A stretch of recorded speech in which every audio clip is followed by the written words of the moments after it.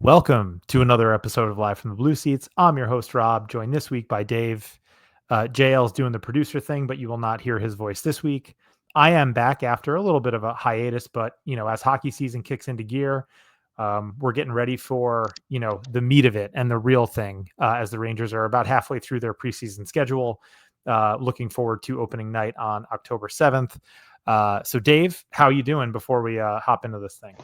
I am pretty good. I can't complain. The usual struggles with parenting, but if you want to hear something funny, we converted my youngest to a toddler bed just out of pure necessity at this point. And she, in her first night, fell out of the bed, which, toddler bed, that they all fall out. Oh, yeah. And we heard the thud, so we waited. We didn't hear anything, so we checked the camera and we just rewound it a little bit. She fell out of bed, lifted her head, went, and then put herself back down to bed on the floor. Which is one of the funniest things we've ever seen. So we just gently picked her up and put her back in her bed. And that was the only night in the last 3 weeks that she actually went to bed on her own, no issues. It's been an hour and a half fight every night other than that. So it's been fun. You can always count on great parenting stories with this podcast to kick things off. Because it is a struggle, as any of you who have children out there know.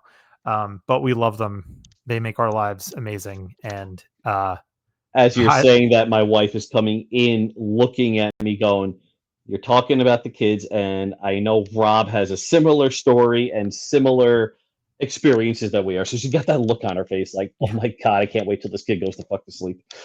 Yeah, no, it's, I'm doing my best to not sound unenthusiastic when I say, if you don't have kids and you're with someone that you feel good about raising them with, you should do it. It's not easy though. All right, so we're gonna do a quick 5-6 minutes on Brennan Othmann, I think, to kick this off, and really just sort of the state of the position of battles or the battle amongst the younger players for whatever roster spot or spots there may be. As we record this, the Rangers are in the midst of their third preseason game against the Islanders. They are winning the game 4-2 after going down 2-0. So nice response from the team that from a team that is, made up of about 75% of what we think will be the regular opening night roster. And then we've got a ton of questions to get to. So Dave, let's just jump right in. You kind of, before we started recording, said, let's talk about Othmann. So give me your impressions on kind of where he's at and what you've seen from him so far. And, are you excited about his trajectory? Or are you disappointed in it so far? Where are you on Othmann? So full disclosure, I do the best I can to watch the games, but, puck drop at 7:07. Bedtime is that time. And as we were talking about, it takes a while for my girls to go down now. So I watch as much as I possibly can, which has been limited so far this preseason. But from what I've seen, from what I've read from people I've trusted, and from what I've asked other people, other prospect people, Othmann is in a make or break year. And I don't think anybody would disagree at this point where he is in his career trajectory. He needs to figure it out this year. And he's just not performing up to the standard that we would have hoped for a kid that knows he needs to make the team in a middle six role. We've always known that he has a terrific shot.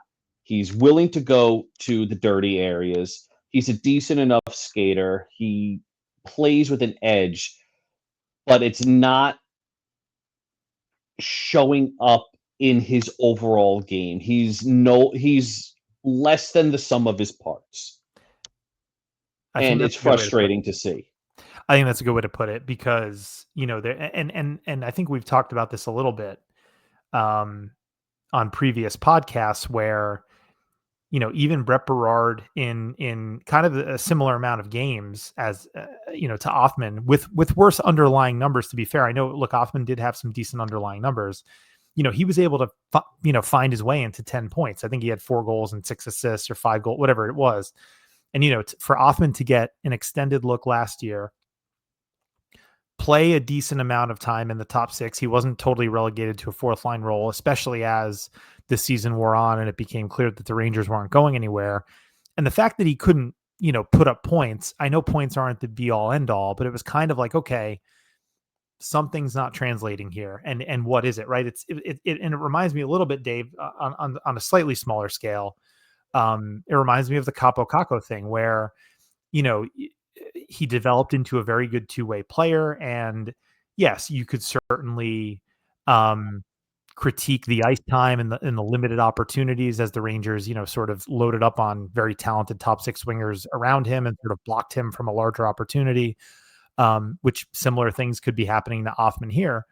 But it just wasn't translating to points. And then, I remember the discussions that we had in his first couple season that, Connell was pointing out his hand positioning, his inability to get shots off quickly, maybe not going to the right areas at the right time, timing in the offensive zone not being right, not giving up the puck quickly enough, right? So he was great at possessing along the boards, but eventually you've got to get rid of the puck and get it to a scoring area. So all those things, while the macro sort of underlying numbers look good, and yeah, he had like a 40-point season mixed in there. There wasn't enough of it, sort of like to say, all right, this guy's really becoming what we thought he would as a, second overall pick, top prospect. Othmann was not a second overall pick, but he was Chris Drury's first round pick. He was expected to be a goal scorer, if nothing else, right? Like a guy who could potentially hit 20 goals in the NHL, in that sort of middle 6 type of role, be a pure finisher. And we haven't seen it yet. And again, he struggled to make an impact in the preseason so far, though he does have a goal in the third game against the Islanders. Again, as we record, the Rangers are playing right now. So, but do you think the Kakko comparison is on point? Do you think that there's a little bit more to it? What do you think? I like the comparison. I like the. It's also working because in his draft year, Othmann played in Europe. Right. And he did struggle a little bit. He didn't have the numbers that Kako did, but there's still that European style of hockey that he was playing for that year. So there are some parallels there in that Kako was again less than the sum of his parts when he was playing in those first couple of years. And unfortunately, that stigma stuck with him until he was traded. And now he's looking pretty good with Seattle. I think he actually injured Filipino the other night in a preseason game. He gave a reverse hit and injured him. Oh my goodness, I did not. Not a concussion. I think he was just caught off guard by the hit and it shook him up a little bit. Yeah. And no, he did. He scored a lot when he went to Seattle. His goal scoring pace did cool off the last 20 games or so, but he did come in hot after that trade. No, look, I think we do have to remember, and Othmann is a little bit older, but with all these kids, Noah Laba included, they're all waivers exempt. The Rangers do have capable players, on the roster. Whether I know people are not going to be excited about the Connor Shearys and the Johnny Budzinskis, and even the Sam Carricks, right? He's certainly not losing his job, but there are capable players on the roster that if all of those players need time to cook in the AHL, the Rangers should give them time. It's the logical thing to do because, especially with a guy like Sheary, if he earns a job out of his PTO, then he should be given the chance to play. And look, if it doesn't work out, we saw this with Ryan Malone years ago, right? He lasted about 2 or 3 weeks. Jarrett Stoll, same thing. You can always cut that guy and then bring up a kid, right? And that maybe injects a little bit of life or it reconfigures your lineup a little bit. If you rush one of the young players into a spot that they're not ready for, there really is no, plan B, right? So plus with Mike Sullivan as coach, and he's used this term a bunch, and his press conferences are very long if you've had a chance to watch them. He uses the term conscientious play or responsible hockey interchangeably. He uses them a ton. So he wants, especially his bottom 6 players, to focus on being very good two-way players. And usually, rightly or wrongly, coaches will lean on veteran guys to do that. So I years ago probably would have been very gung-ho about let's get all the youth into the lineup, but I understand why that doesn't always happen. And I'm not going to be, hugely disappointed if it's Connor Sheary, Johnny Brodzinski, Yuso Parsonen on opening night. I would not be surprised if that's the third line, especially since, like you said, Sully wants that third line to be a shutdown line. The Mm-hmm. question I have is, if that's the third line, and the fourth line is going to have Edstrom, Carrick, and I guess Rempe. Yeah, well, Rempe's had a What? great camp, so Yeah, Rempe he's has earned his looked spot. solid. He looks really, really good, and he Yeah, actually provided a screen on, I think it was the Othmann goal he on the did. Yes, power play. he was net front on this Yep. power play. Yeah, But what's that line's role? I know. That's the question I have, and it's I wonder if we start the season, like you said, with two true scoring lines and then two-way lines. Third line being more of a shutdown line, the fourth line being a bit of an energy line. And then eventually we get, say, Perot called up, we get Mm-hmm. Berard sticking, and maybe Laba, and all of a sudden you have three lines that can score, and what happens to that fourth line? Who shifts down and who shifts out? Right. No, it's a good question. And I think, look, these are the things that, and we've been doing this long enough to know, whether that's as fans, bloggers, writers, podcasters, that the opening night lineup is not going to be the lineup in late March or early April when hopefully the Rangers are battling for playoff position or seeding or whatever it may be. There are going to be changes, not just from external, right? Not free agent, but, trades and waiver claims, whatever it might be, but also from the American Hockey League, young players, maybe even, one of the veterans, that again, that they've added to the mix here. So Taylor Radish is the other guy, by the way, that we didn't Yes, even mention, Radish. right? Forgot about Taylor Radish. Yeah, that's going to, have an impact either way. He was a free agent signing. He's an NHL player. He's going to play. So, He's an underappreciated player. I know there are off ice issues with the Canadian Five and right. Well, he was his on that team. role. He Yeah. was on the Right. team and he testified that he didn't know what was going on, Right. Right. Right. which, I mean, that is what it is. He wasn't indicted, he wasn't part of it. But on the ice, he's very underappreciated. He's a solid two-way play driver. Right. And Yep. last year, his expected goals metrics far outperformed his actual metrics. So there's reason to believe in a bigger role. He can not only be sound defensively, but chip in, 40 points offensive. I don't know how to say 40. I have to look at his career stats, but he can chip in offensively too. Yeah, he came close to 20 goals one year for sure. I think he had 18 or 19 one year. No, that's the plan here. And I do think the Rangers have options and depth in the bottom six. I think where the roster is lacking is the top six, right? Is the skill position players, and they are really banking on bounce back years from Zibanejad, Lafreniere, and Panarin. I mean, Panarin led the team in scoring, so I shouldn't say that, but they're banking on him continuing his play as he enters a free agent year, and he's 34 years old. They really need all their, and Adam Fox, also again, point production was there at even strength, but I think, again, we've had this conversation ad nauseum. He didn't quite seem like himself last year, wasn't quite having the impacts that, you're used to from Adam Fox. Was not in the Norris Trophy conversation, all those things.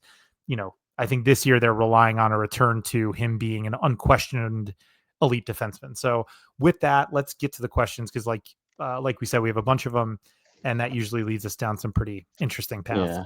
I think we have 15 of them, actually. Well, let's see how many we can get to, because we might be here for 3 hours if we did all 15. That's true. All right. So there were none on Twitter. I mean, JL puts it out on Twitter. Me and you are not there, but I did double check. There's nothing there that I could see. If you posted on Twitter and we missed it, better off just commenting on the blog, because we know we'll see it there. Mm-hmm. So, Blue Sky, we have a bunch of questions from two people. We'll start with Dan at danielpasses.bluesky.social. First, thanks for the summer episodes. You're glad we could give you guys something to listen to, and thank you for listening. And he had 3 questions. What % chance do you think Connor Sheary has to make the team? I put it at 100% he is making this team. He's looked good. Yeah, 90, and I was gonna say 90%. I mean, unless there's surprise. I guess the thing there is like if they're viewing him as a 13th forward and they like Johnny Brodzinski and they don't want to lose Brodzinski, but especially with his versatility to play center, he's fast, he's younger, but I think Sheary's a 90 to 95% chance. Yeah. I wonder if the Rangers do 15 forward, 6 defensemen to break camp. Wow, that would be interesting. I Let Morrow cook for a week or two in the AHL until they sort it out. Yep, let him cook for a bit, put Vakanainen up with, I guess, Susie, Yep. and figure it out with the forwards. Because if Sheary is there, you got Radish, you got Edstrom, Carrick, Rempe. None of them can pass through waivers anymore. So you got to figure it out fast. But Right. I wouldn't be shocked if we spend the first couple of games with 15 forwards. All right, second question. Who doesn't make it if he does? I think we just went through all that. I think they'd start 15 forwards and give it another couple of weeks. Mm-hmm. In this case, though, I think we're both on the same page. Othmann is not making the team out of camp. I don't think any of the kids make the team out of camp if it's 15 forwards, actually. I don't know. Yeah, I don't know. It's so tough. Like, Berard looks good. Perot looks good. Laba looks good. Mm-hmm. Rubric has looked good. Yep. I was gonna say, yeah, he's in the lineup tonight as well. I think Rubric's destined for the AHL for sure. And I think look what I think people Laba are is too. yeah, exactly. And it makes too much sense to basically have Laba and Perot get top line minutes, top power play minutes in the AHL for a little while, and then that if it's not working with Parson, and if there's an injury, if it's not working with, yeah, insert forward here, insert winger here, Perot's your next call up. Yep. I think Berard's got an outside chance to make the team, but I think I think he should make the team. He earned it last year. yeah, and only because, like I said, he fits the bill for, especially if you're going to load up your top six, which means that Will Cooley's in your top six. Then Berard to me should play with Radish and Parsonen to start the year. That's what I would do. I'd love to see that line. That would be fun because that's solid two-way wingers in Radish and Berard, Mm-hmm. feisty Berard.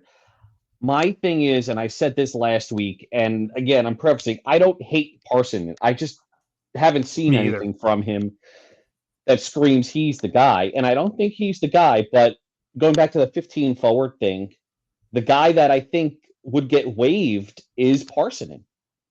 Yeah, but they just signed him to a 2-year deal. So, I mean, that would be a very early admission that was a bad idea. That's something that I have to give Drury credit on that. He does know how to fail fast, meaning if he does something and it's not working, he cuts bait. That's He true. fails fast. He's very good at that. And he's a quick learner. I will give him that too. Yeah, we'll see. I mean, it certainly seems like Laba is getting a real look. It certainly seems that Perot is getting a real look. So credit to Sullivan as well too. Like he really did not come in here with any sort of preconceived notions about the team or favoring veterans. Again, like we said, like Sheary's going to earn it. I do not think that it's going to be handed to him necessarily. So even accounting for the fact that he has a relationship with Sullivan and a familiarity with the style of play, he's going to have to earn it. I think Parsonen's going to have to earn it, and Laba's certainly pushing him, and that's great. That's what you want. So we'll see. But to me, like I've always felt that Berard is the most NHL ready for, in the sense that like his role is he could be a star in his role, and he already knows how to play that style. Whereas like you need Perot in a top 6 scoring role, and he just might not be ready to do that at the level the Rangers need it right now, and he might be ready in 3 months. So why rush it? Exactly. And this is a transition year. The absolute best case scenario is the Rangers tread water for the first couple of months, 500 hockey, nothing crazy. And then we get that infusion of youth via injury or just absolute necessity. Say Parsons' game goes to hell, Sheary's game goes to hell. And we get the guys that looked great in camp up and they stick and they force the issue. That's the best case scenario for me. Right. All right. Third question from Dan. Player you are most impressed with so far? To me, it's Laba, right? I mean, it's just there have been so many in all 3, and he's played in all 3 games. And in all three, and I'm with you, Dave. Like I've not watched these games wire to wire, but in the highlights I've seen and the chunks that I've seen, he is noticeable, right? He's setting up goals, like he's making impact plays where they're showcasing both his like size and defensive acumen, where he's taking pucks off the stick of stronger players and turning it into offense, and then he's actually making the offensive play. Right? He's not just like, um, dumping the puck in and going for territory. He's actually trying to make plays with the puck, which is a great thing to see for a young player. I don't think that, and I think the reason also that he's been impressive is because he was not, sort of a heralded draft pick. He does not play at a major college program. He's at Colorado College, um, where he's been very good.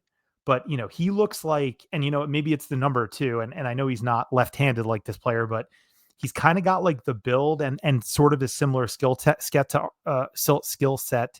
Artem Anisimov, right? And he wore 42 as a Ranger. And I know Artie was a big dude, kind of a middle six player with some offense to his game, but was also just a really good defensive center, a good two-way center. And I think Laba, even though he's right-handed, his game kind of reminds me of Anisimov. And if he could become Artem Anisimov, then the Rangers are in great shape. So I'm going to say Dylan Rubrick. And while you were talking about Laba, I had to pull up what I wrote about Rubrick when the Rangers drafted him and just show how much of an airball this was. So I admitted I'm a little out of my element at players at this point, and this is when he was drafted. But it does seem rather odd that the Rangers dedicate one pick per year on a guy who is 900 feet tall and doesn't do much else. Not saying Rubrick can't do much else, because again, I don't know, I'm out of my element. But he's another overage giant. Skating is an issue, apparently. Holy airball Batman. And also, I'm also referring to Edstrom and Rempe with the 900 feet tall guys, and look at that. Look at how they're playing so far. So I didn't really start paying attention to Rubrick until Hope and Will basically said, no, he's looking really good. You might want to start paying attention. And he will be replacing Sam Carrick at some point soon. Yep. And he's doing it as a center, which is very critical. I wouldn't be shocked if you see Rubrick as the third line center at some point, with Laba moving up to the top six. Well, that's optimistic, because I would be happy with them a slot down each, right, where Rubrick becomes the 4C, Laba becomes a 3C, but as a guy who can be a 2C as well, because look, we talk about this all the time, center depth. The teams that win cups, basically they have two number one centers, and then their third and fourth line guys could be second and third line guys on most other teams. That's what you want. So wherever they slot, I don't even care. I think if they have NHL players in both of those guys, that certainly changes the long-term outlook of the franchise, because center was such a wasteland for this organization for a decade or more, basically since they moved on from Derek Stepan. And I know they drafted Hedl, and Hedl was like right there. He was almost exactly what you needed in terms of a top six center, but like they either have not been able to draft or have not drafted any good ones. And now all of a sudden, they might have more than a couple of good ones in the system. So that's encouraging. All right. Moving to the single greatest account name ever on Blue Sky, Gerard Gallant slander account. Which again, thank you for subscribing to the Patreon. Always appreciate the support. Thank you so much. So there are minimum 3 questions. I haven't read through all of them, possibly 4. First one's pretty straightforward. I love Morrow's offensive game, but his defense needs a lot of work. Which league is better to develop that skill set? Well, you said it. I think it's a pretty easy answer, right? It is the AHL. And, I will say, and yes, I agree with you, Dave, in the sense that it is a transitional year. No one is expecting or clamoring. I mean, we're clamoring for it, but no one's thinking like, oh, this is like a Stanley Cup or, but like clearly that's just not the case here. But the Rangers want to win games. I mean, you don't hire Mike Sullivan. You have the veteran core, you have Igor in his prime, all these things. Like the Rangers are not coming into this season thinking, that they are. I think they believe they're a playoff team for sure, and I don't think, especially with the need to um, play better defense, like that has been mandated, and it's basically been a league wide joke for the last 3 years that how horrible defensively they are. Like, I don't think they're going to just give Scott Morrow a ton of minutes and be like, well, this is a pretty this year doesn't mean anything for us. Let's just let him like figure it out at this level. So if the defense is that bad, he's got to go to the AHL and work on it. So I think the bad defense is a little overblown because he was on the ice for 5 goals against Carolina. Sorry, against Florida, Mm-hmm. and he got 763 goaltending, 76.3% save percentage Yeah. from what's his face, Frederick Anderson, in that series while he was on the ice. Right. I'm willing to give that a pass as a blip. I'm going to keep going back to, I haven't watched these games, like you said, wire to wire. I haven't seen enough of him yet to make that call and whether his defense truly is bad. But we have to trust Mike Sullivan at this point. If he truly needs development, the AHL is the best place for him. Right. All right. So the next one is a bit of a doozy. Okay. I love a doozy. There was a non-Rangers podcast that is quite popular that commented on JT Miller being named captain. Everything is subjective, but to me, they took it by surprise that he was named captain, and they took it completely out of context, making it sound like he had no idea why Miller was named captain, instead of reflecting on how far Miller had come. This is apparently the same podcast that commented on the mutiny after the memo. I'm unfamiliar with the podcasting world, so I'm not entirely sure what I'm, podcast this I'm is. going to assume it's spitting I chicklets. would assume that's the big one. This trend of podcasting in independent media is relatively new, but as members of that community, what level of responsibility should be taken in reporting information as an independent group? Wow. That's a That's big a question. Yeah. Yeah, that's got more real world implications than just our little Rangers niche here. Yeah. Well, I mean, look, I will say, look, like, here's the thing. If it is Spittin' Chicklets or any other podcast of that ilk, like, they got the facts right. Like, JT Miller was named captain. As for him sort of like maturing, I don't know, yeah, I'm sure they've read the reporting, but they also, if it is Spittin' Chicklets, like, not my favorite, vibe. But they talk to guys around the league, and I think they're pretty well connected. And you know, maybe maybe they've been talking to former teammates of his, or they've got, they're talking to some of the current Rangers, and ultimately, like, let's remember too, like, these podcasts are much more about hot takes and trying to get a 90-second clip for social media that will get engagement than they are about reporting information, right? And certainly, like, anything like Spittin' Chicklets is not there to report the news. The main fact is JT Miller was named captain, and they had a discussion about it. So I don't think it's worth getting like bent out of shape over. Obviously, if you're going to break news, or if you're going to report a story, if you're going to try and like refute something that's publicly out there, then yes, you have a responsibility, especially if you have a large audience, to get it right. And if you're going to offer an opinion on it, that opinion should be backed up by facts. But like, what Paul Bissonnette thinks of JT Miller being named captain, whether or not he agrees with it or thinks it's a good idea, like, I don't care. I don't, but also, like, he can say what he wants, right? I mean, we, we've had lots of free speech debates in this country over the last 6 weeks, and like, he can say what he wants. It's hockey. It's not that big a deal. Yeah. And that's the beauty of the First Amendment. It allows you the freedom to have your opinion on something, but it does not shield you from the court of public opinion.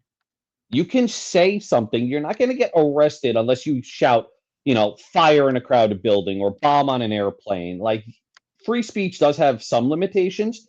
In hockey, in this, it's not going to have it. Everybody has an opinion. It's great. I love that we can talk all these opinions, and we, for now, live in a place, stealing Jimmy Kimmel's statement, that we live in a place that for now we can say these things without repercussions from the government, basically. But it does not stop you from hearing it from people who are calling you an idiot for having certain stances.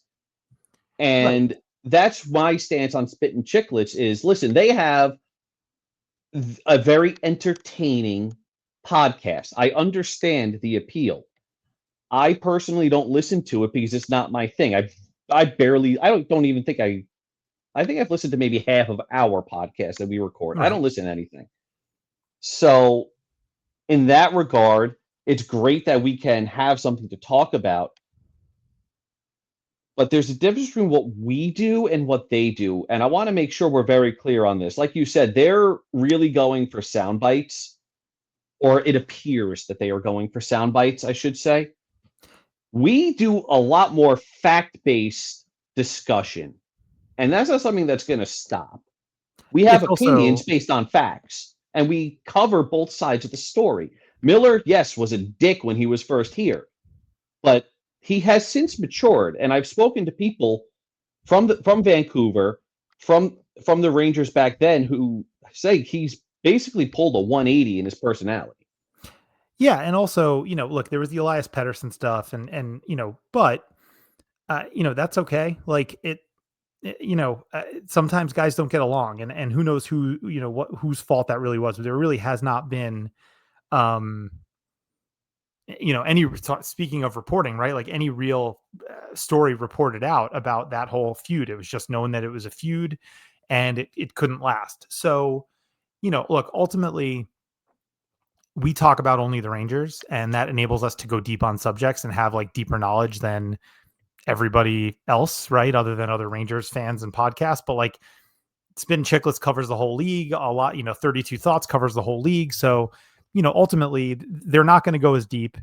But the Rangers also, they know that they're going to get a lot of engagement when they talk about the Rangers because the Ranger fan base is large and very active and is going to argue or push back if they feel something is kind of unfair. So, I didn't think their takes were like super unfair. They felt like slightly underinformed, but ultimately wasn't like, something that bothered me. And, I'm not going to let Spit and Chicklets keep me up at night either.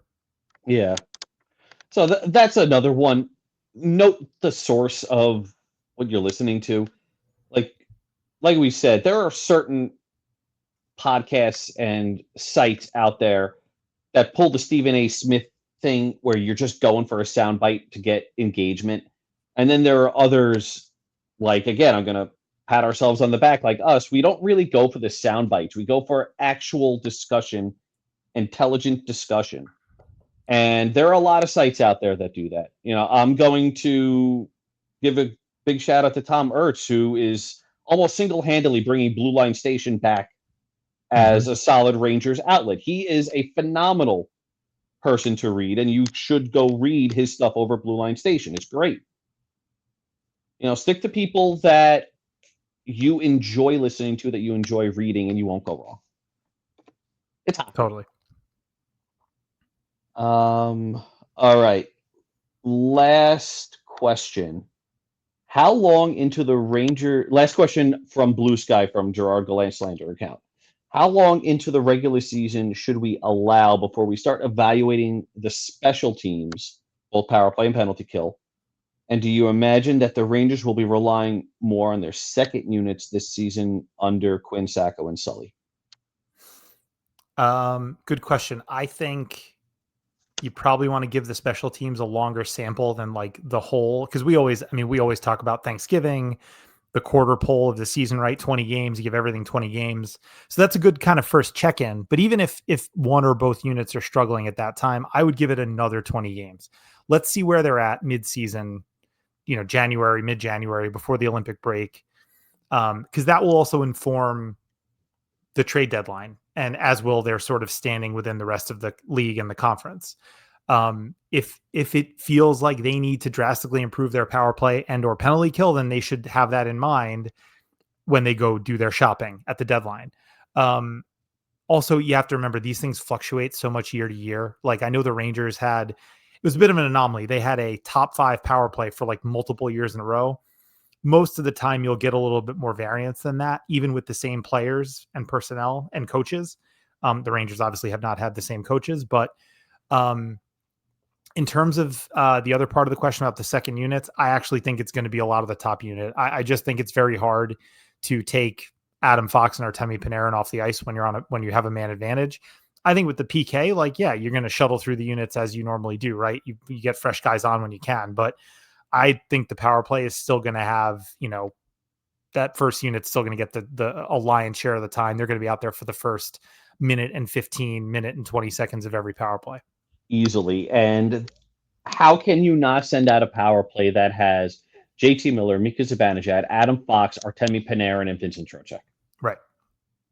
And if not Trocheck, then Lafreniere, right? Maybe he gets a look over however they want, if they want to adjust that, if it's not working with Trocheck or however they start it. Right. But there's more than enough talent to make plays, generate chances, and score goals there. If the schematic is right, and if they, don't let the sort of like, if they don't fall into their habits that they fell into last year of just not moving the puck quick enough and kind of trying to rely on the same 2 or 3 plays, right? The Kreider backdoor tip, the Mika shot from the off wing. Like, if they mix it up a little bit and move the puck quickly, they'll score goals. Yep. I think we'll have mostly power play 1 to start, like you said. And then depending on how the roster looks, like if Scott Morrow sticks with the Rangers this year, I think power play 2 will wind up getting more time. Right. All right. So now on to questions on the site. Again, we post every Thursday at 3 p.m. for questions. We aim to record at 8, but as you were able to tell from the beginning of the pod, we usually get delayed. So we aim for 8. We usually don't start till 8:45 just because we have 4 feral children under the age of 5 between me, Rob, and Becky. That was phrased so poorly. Wow. I think people, 2 separate that was families phrased there, so but poorly. 4 kids, 2 each Becky family. did not deliver all 4 kids. Sorry, that was just I phrased that so poorly. All right, starting at the top, Joe S. A lot of negativity on the play of Fox's first preseason game. I understand where it's coming from. He didn't play well in the shit show that was last year, and he was hurt. Do you think there's a legitimate reason for concern about him this year? I personally expect a great year from him. Yes, and I'm going to also, I'm glad this question was asked because I'm going to put my hand up and bask in the absolute embarrassment of my own self from a couple of years ago when I was like trashing Alexis Lafreniere in the preseason, and then he went on to have like his best year.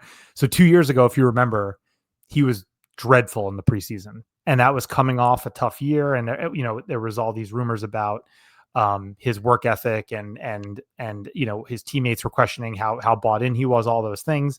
He was absolutely horrendous in the preseason and then was flying all year, especially when he was playing with Trocheck and Lafreniere when that line, Trocheck and Panarin, when that line got put together about 10 games into the year 2 years ago. So especially with Adam Fox, don't read too much into the preseason.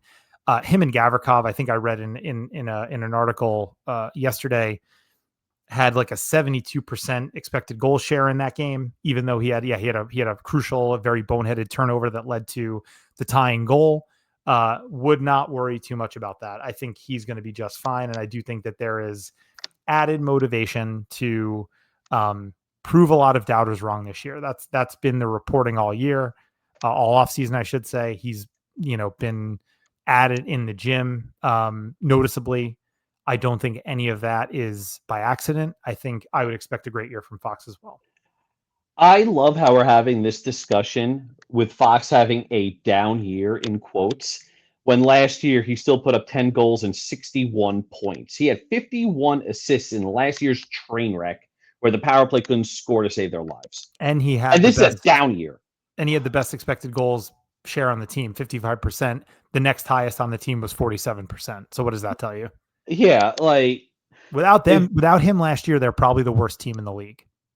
Yeah, basically, Let's be honest. it was the Fox and Igor show last year. Yeah. Fox may not have been as shifty as I sit here doing little shack dance in my chair as I say shifty. Uh, Last year, because of that knee injury, he had a full off season this time around to recover. I am. I wonder what his odds are. You live in Jersey, so you can check that more than I can to win the Norris. I wonder what the betting lines are there. Read the next question, and I will try and pull that up as we're Yeah. doing this. All right. So NYC Crash wrote, missed this last week. I'm not sure if you're talking about your question, which we got to. JL and I got to it last week. You were not late. Or if you're talking about listening to it, you should go back and listen. Either way. So, two questions. One, what do you think this team needs to go deep in the playoffs?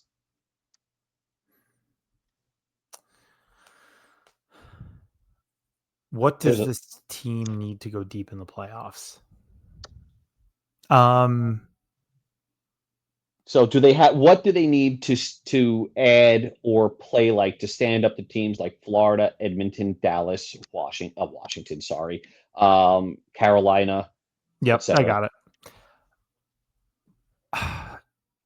So I think they would need, and let's put aside, like, let's just assume that, like, in order to get there, they need their top players to be good all year, right? So that's a given. If the top players aren't good, then they're not making it.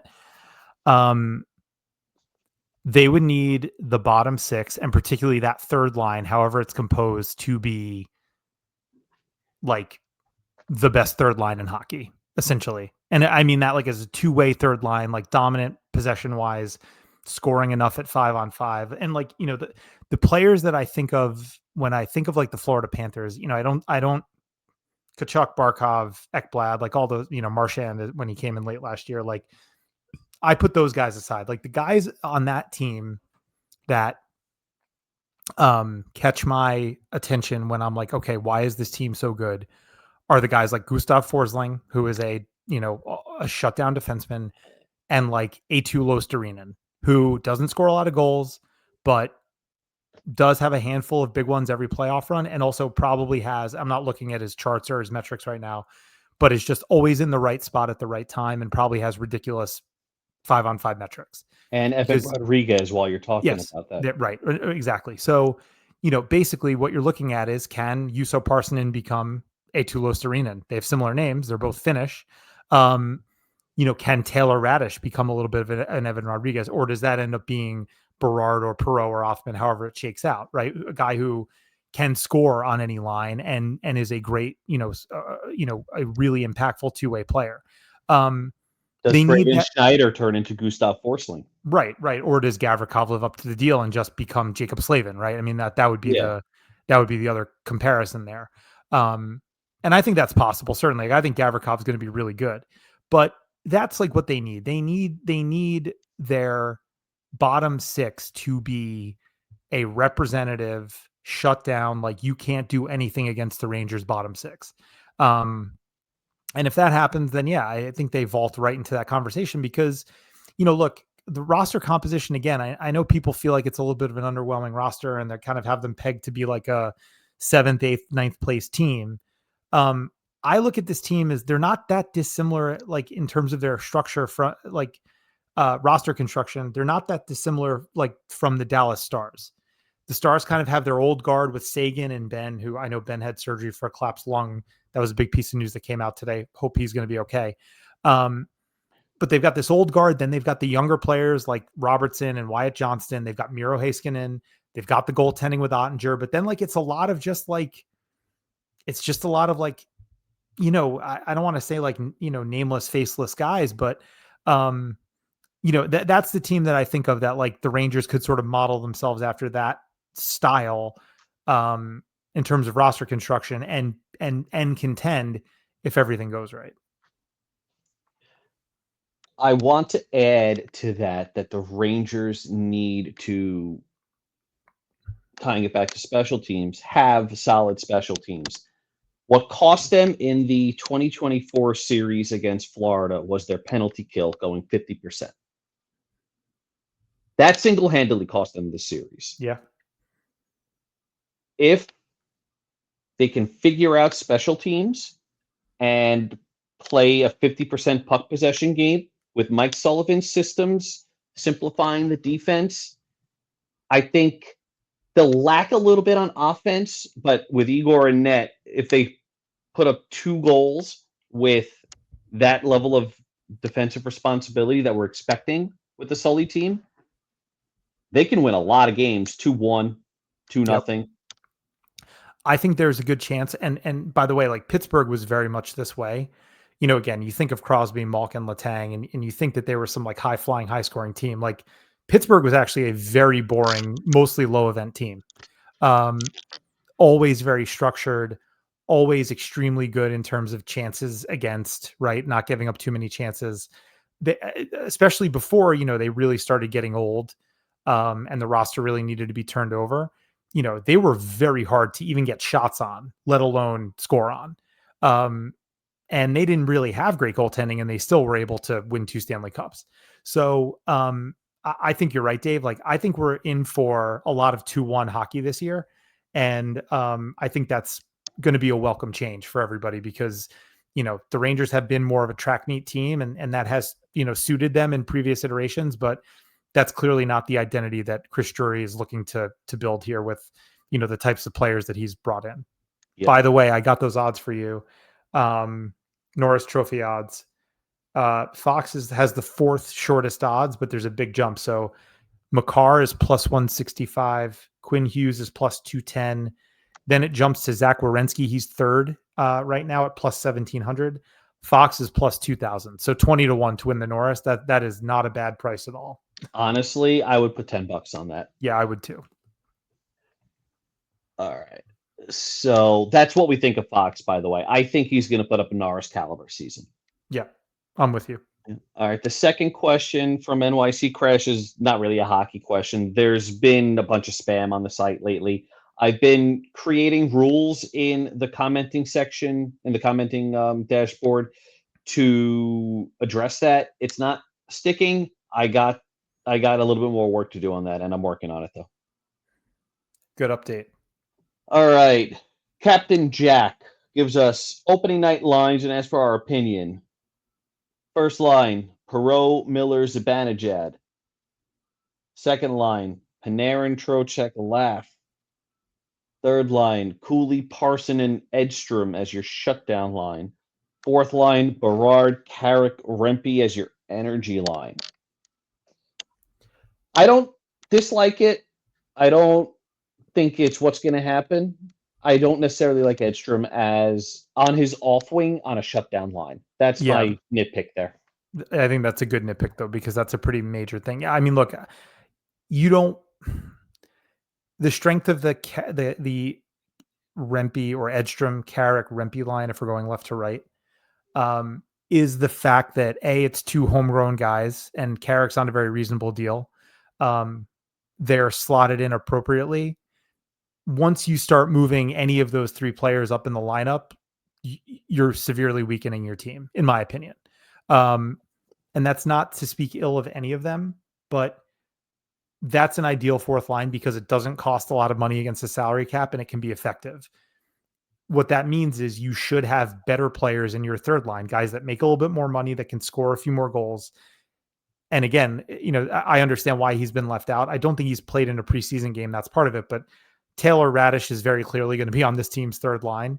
And he's nowhere near in that. He's nowhere in that lineup. So to me, that's why I think, like, opinion wise, I understand the thought process behind it. That would be the lineup, by the way, if the Rangers were actually rebuilding and if they were saying, hey, this is a non-contention year for us and we do not expect to make the playoffs. We're going to play at least 2 kids every night. We're probably going to give Dylan Garand some games, honestly, if that's the case. None of that is happening. The Rangers are trying to make the playoffs. And so while I see the thought process and I don't hate the lineup, I don't think that that's realistic at all. I do like it though, but I don't think it's what's going to happen, unfortunately. I do think Cooley will find his way into the top 6 as well. I think that's right. Yeah. No, and look, Perot, Miller, Zibanejad was a line tonight, and I think that could be a line in December easily. Yep. So there's some good stuff there, but I certainly think the bottom six, like it's going to be a much more traditional, and again, I hate to use the word, but boring bottom six. All right. Next one, G8 Lafreniere. Who do you think makes the one realistic spot out of camp based on what we've seen so far? And who is everyone's Stanley Cup final unless you are going to do a post about it? Oh, So I think there's more than one spot. I think you mean forward spot at this yeah. point. This is basically which kid's going to make the team. That's really and Yeah, that's the main storyline out of camp, and I get the question. it'll be Brett Berard. Yeah, that's my pick too. If anybody's breaking camp, it's Brett Berard from the forwards. I wouldn't be surprised if Morrow breaks camp with the Rangers. But like I said before, I wouldn't be surprised to see all of the kids sent down initially just to get an idea with the 15 forwards and just see how the veterans shake out. See if Parsonen is it, see if Sheary's it, and go from there. Yeah, agreed. And who's our Stanley Cup final? Ooh, Whew. that's a tough one. It is. I'm not picking Florida again, though. I just think that, eventually, like, the steam runs out and they've made 3 in a row. Like, when was the last? I mean, the last time someone made 4? I don't know. I think we're getting a brand new Stanley Cup final. I think Vegas is a good shout out of the West always. Um, I think the East is wide open. And, to me, like, You want me to give you mine so that it helps you think a little bit? yeah, Because yeah, I know where I'm going with this already. yes, yes. Carolina and Dallas. Okay. Easily Carolina and Dallas. I think it's Carolina's time. I think they figured it out, and I do think Keandre Miller is going to do a lot more than people think he can do, especially Ranger fans think that he can do. Hmm. And Dallas, I just think Dallas is going to be solid this year. Yeah. So I'll go Vegas, Carolina. I have to agree on Carolina. I think they are the best team in the conference, even though Florida is here. It's just eventually this stuff runs out of steam. Guys get old. You don't get the injury luck. You don't get the puck luck. I think Carolina probably goes. I think the luck probably turns for them at some point. They keep giving themselves good shots. I don't like the team. Obviously, I actually very deeply I dislike the loathe Carolina this. Hurricanes. Yeah, They've but done, they've done a lot to go from fun bunch of jerks to just a real bunch of jerks. yeah, 100%. But yeah, and Vegas to me is just they're close every year, and um, I'm going to go with Vegas instead of Dallas. So, but Vegas, Mhm. Carolina for me. All right. Next is a two-parter from Two Line Passes and Richter 1994. First one from Two Line Passes. If the Rangers come out of the gate poorly, how much leash does Drury get? Because they can't fire the coach that they just hired. And piggybacking off of that, Richter 1994 says, as a follow up, is Drury now tied to Sully, or could Drury be let go and Sully stay on as head coach? I think that's very unlikely. I think that would probably, by the way, if you're gonna, I think they are tied together, meaning that Drury's seat is not going to get very hot for a while. Um, Glenn Sather had this job forever through a lot of bad years, and Dolan let him fail quite a bit before he did finally succeed. It has to be said. Um, so I think Drury's got at least 2 years, and that means Sullivan has at least 2 years, and the Rangers would have to absolutely crater in the next 2 years for them to be fired. So, no, look, I think for better or worse, like this is it. And look, you can argue them. This can be argued, but what Chris Drury did was he gave the previous regime's roster a chance to have a kick at it, right? And he did some stuff on the margins, and he kind of tried to put his stamp on it. But most of the previous iteration of this team that did go to 2 conference finals was built by JD, Jeff Gorton, etc. This is now fully Chris Drury's team. I think he probably has the ear of James Dolan and will explain to him like, hey, look, we've turned it over. We got rid of a lot of high priced veterans on big contracts. We've sort of like confined the big spending to the current core. We've got a lot of good prospects coming through the system. And oh, by the way, we're going to have more cap space than we've ever had in the history of the team next year, next offseason to potentially go after McDavid, Eichel, Kaprizov, et cetera. So he's getting the next 2 years at least. And Sullivan's on a 5-year contract.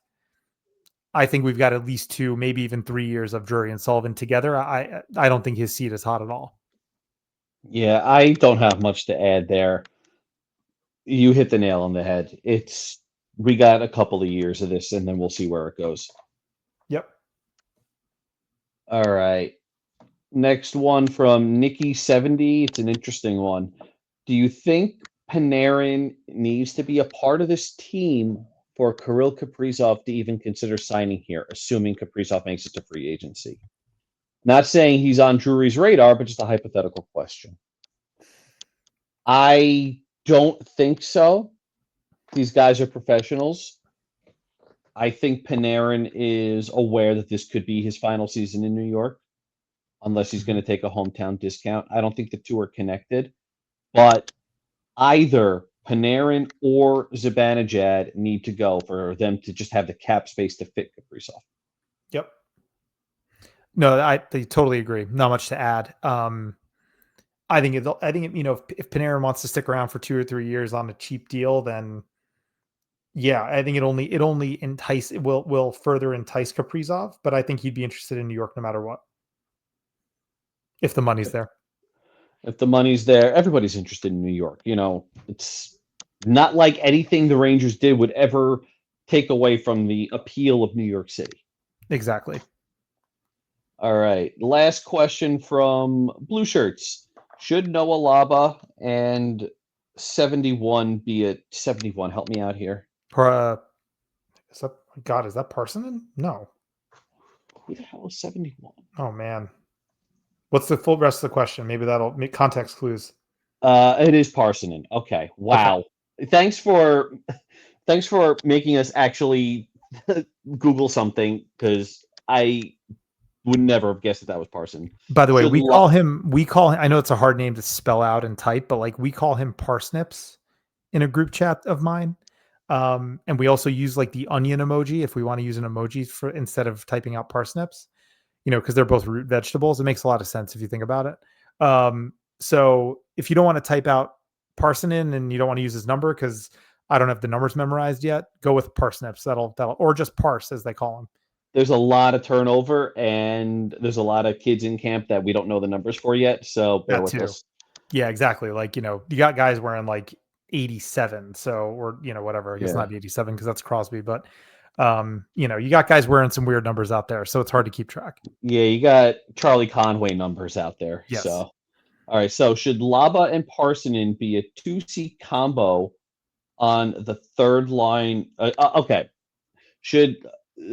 I mean this in the nicest way possible. This was phrased as poorly as my feral children phrasing to start this. I mean that in the nicest way possible. I'm just having a little bit of fun. Should Laba and Parsonen be considered a 3CA, 3CB on the third line with Will Cooley? So you got Laba, Parsonen, Cooley on the third line. Should they consider that as a third line, and that assumes Gabe Perreault takes a top line spot? Yeah, I mean, that's a really interesting way to go about it. Parsonen's played some wing. That line would have tremendous size. But again, I'm begging everybody to remember that Taylor Radish exists and was signed to what is, by all accounts, a good contract. We'll obviously see if That's that plays out. the second part of their question, actually. Oh, okay, cool. So, it's a great idea, though, and look, I think Parsonen he deserves a chance. And again, I said this earlier, right? If he flames out, you can say, okay, we tried. We gave him a chance. He got 15 or so games last year. He got 30 or 40 games this year, or whatever it is, 50 games this year. And now we're going to move on to Laba because Laba's had enough time in the AHL. and we feel confident in his ability to do the job. I just think it's like I don't see it as a realistic thing that they play together, but it's a good idea. It's an interesting idea. And I'm going to address and the second part of this question, which I have to fix because holy spell check. Has Radish done anything that would get him a spot on the big club, or did Fix Walensky, not Smith Walensky, Mm, or Connor Sheary beat him out for that 13th forward, fourth line rotation so far? I think Radish is a third line forward on this team. He has made the team, if any. Well, Fix Walensky is going to the AHL for starters. yeah, yeah, yeah. And Sheary, I think, wins out that 13th, 14th forward spot. If anything, I think if Sheary beats out Brodzinski for 13th forward or 12th forward, however the roster shakes out. Yeah. But Radish is making the team. Yeah, I just can't see a scenario where Radish doesn't make the team. It just, he's an NHL player. He's not a 13th forward type. Johnny Brodzinski is a solid 13th forward type. Honestly, he really has grown into that role and found a home with the Rangers and contributed across multiple seasons. I never felt bad about when Johnny Brodzinski had to be in the lineup. Obviously, it wasn't ideal, but that's the whole point of having a solid 13th forward. Um, but it's between. I think that's the point, right? Is that Sheary probably projects as a 13th forward. Remember, as good as Connor Sheary has looked in camp and in his preseason opportunities, he got about 5 games with the Lightning last season, and the Lightning weren't exactly flush with a ton of forward talent. He was scratched and then sent to Syracuse and played the whole season in Syracuse. So that tells you that and John Cooper's a hell of a coach, and far be it from me to nitpick John Cooper's roster decisions. Like if he felt that Connor Sheary was not NHL material and didn't fit with what the Lightning were trying to do, then it's possible that he's more of a tweener now, which means, yeah, your ceiling is probably 13th forward in the NHL. I think, if he's out playing Johnny Brodzinski convincingly in this camp, so be it. And I can live with Connor Sheary being 13th forward. But, ultimately, Taylor Radish is going to play. Parsonen's going to get probably the first crack at the third line center role. And, we'll see how they decide to go with the rest of that line. But I do think, Radish is on the team. Sheary's probably, vying for that 13th forward role. Yep. Yeah, Radish is making this team. And in terms of veterans that eventually lose spots to kids, I would say Radish would be the last veteran in the bottom Mhm. 6 to lose a spot. I would say Parsonen is first. I'm assuming Brodzinski is still the 13th forward here. I would say Carrick would lose a spot if Rubrick is ready. I would say if Sheary winds up beating out Berard, he loses a spot to Berard at some point. Radish's spot for the next 2 years is basically guaranteed, in my opinion. Yeah. Yeah. And look, I think also like you were saying, Dave, let's be open to the fact that Radish is a pretty good hockey player, right? Yeah. He's not going to wow you or dazzle you, but I think, and remember, listen to Sullivan if you get a chance to listen to his press conferences, you're going to hear responsible hockey. You're going to hear conscientious play. And you're going to hear I want a third line that can be a two-way, a two-way factor that I can start in the defensive zone that can then push play up the ice and get us out of our end quickly and establish territory in the offensive zone. I think Radish is going to be able to help them do all those things. So expect him to be, a key player for the Rangers. Also, again, we don't really know how the penalty kill is going to shake out, but potentially a penalty killer as well, right? If he's a good defensive forward, he maybe gets a look on the PK. So there's a lot of potential value there and potential uses for him. And I think people are just overlooking him a little bit again, probably because he hasn't yet played in the preseason. All right. And All right, that is it. great So, questions as always. yeah, I love the question part of this. I'm glad that we started. Who was it you that said I should start posting on the site to field for questions? I don't know, maybe I can't remember. I don't want to take credit for that if I did or didn't. Well, it was either you or JL, so we'll split credit because I definitely didn't come up with the idea, and fantastic because I love the additional basically 6 to 7 questions per podcast that we're getting now. Yeah, and it's going to get even more interesting in season when we've got actual games to evaluate. The Rangers did actually blow a lead again tonight. Yeah, Just they to lost update 5. everybody. Yeah, they lost 5-4 again. Not concerned about the result, but I will say, and this is a good one to close on because I think it gives you an idea of the direction this is going, and it's a good direction. Sully got asked after the Bruins game, excuse me, if he was upset about the loss, and he basically said, "Of course, I'm upset about the loss. Not that we lost because it's a preseason game, but how we lost." And then he went on to talk about like we need to hold ourselves to a high standard, and certain things can't be acceptable. Now, look, I think the Rangers lost tonight in large part because they just have not been getting any goaltending from their third or fourth string guys. Garan looked like he Rand was let up a rough. couple of softies. Oh, Boyko was horrendous. The other, Yeah, that was Boyko was real bad. Boyko yeah, was real bad. he was really bad. So, look, we know that goaltending when the chips are down is probably not going to be an issue for this team. Everything else is though, and I think they do want to start building good habits now. So, look, everything I've seen from Sullivan, I'm really excited about. I think he approaches the game and approaches the coaching, his sort of methods of coaching. He seems a lot more like a football or a basketball coach to me than a hockey coach. And I mean that in a good way. And that's no slight to hockey coaches, but he is a departure from Gallant and Laviolette, who are much more traditional, like old school hockey coaches.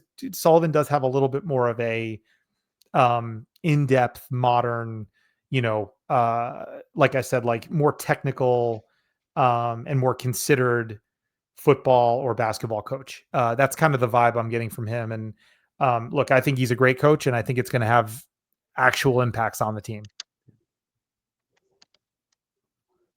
All right. All right. Dave, been a pleasure. Any final thoughts before we go? So I'm sure I know you haven't been recording in a while, but the last couple of pods I've just been ending with a general statement about the real world. It's not a sides thing, it's just fact-based things that we talk about, and I want to leave with this.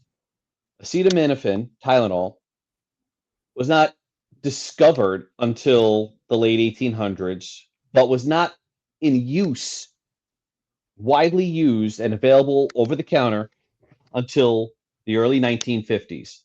The brand name Tylenol was not introduced until 1955.